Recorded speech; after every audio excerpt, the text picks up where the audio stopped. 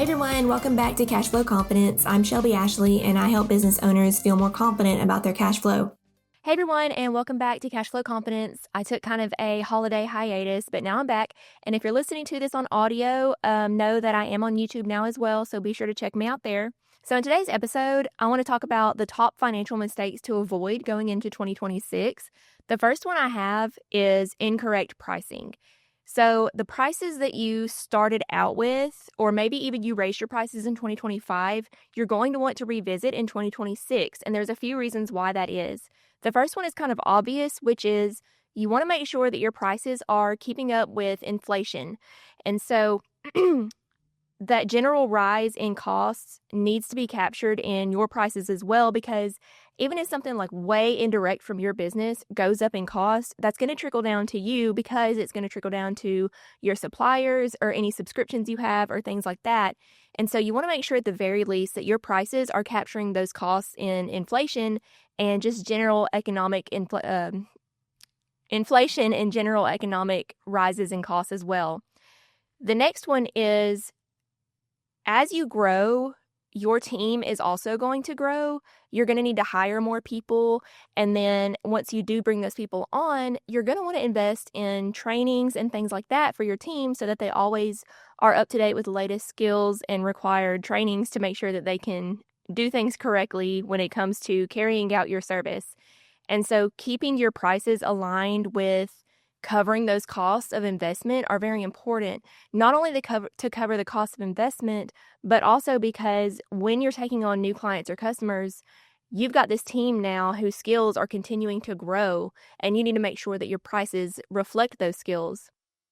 The next mistake that I see is not accounting for your costs correctly. Now, you guys know that I kind of stay above the accounting weeds when it comes to this, but for this one, it is kind of worth getting into, because if you are not capturing all of the costs that it takes to carry out a sale in your business, then you're going to end up pricing your services way too low. And what I mean is, a lot of times I see, obviously cost of material or cost of software, things like that being captured on your profit and loss.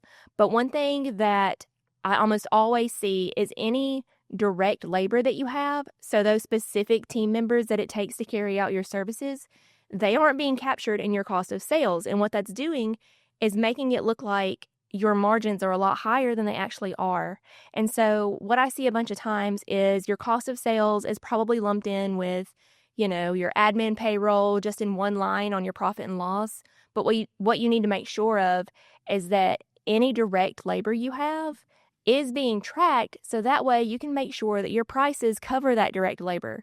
And so if you're looking at your profit and loss and you're like, oh man, my gross margin is like 70% because my materials costs are so low, when really if you factor that labor in, you might find that it's like a 20% gross margin, and then you can't support your business on a 20% gross margin. And so make sure that you're capturing those costs correctly to make sure that your prices are covering those costs. And then that way you have enough left over for all of your overhead and things like that. And the final mistake that I see is not giving yourself a raise.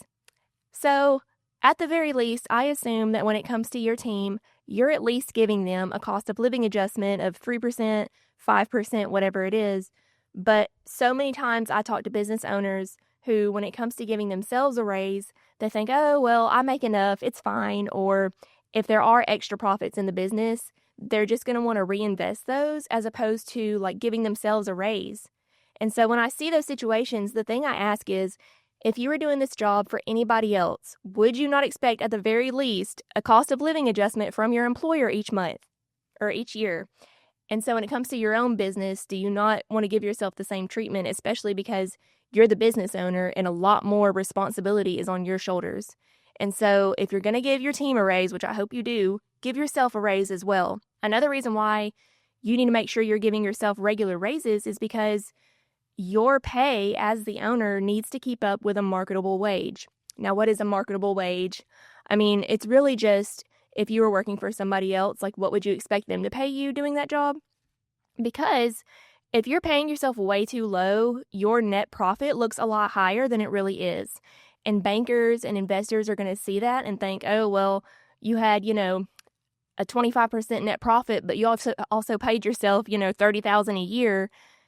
if you were doing that job for somebody else, you probably would have been making $60,000 a year or more. And so they're going to adjust that net profit down to account for that. And so if you're ever trying to bring on a partner or raise money or anything like that, you need to make sure that your wage as the business owner is keeping up with marketable trends.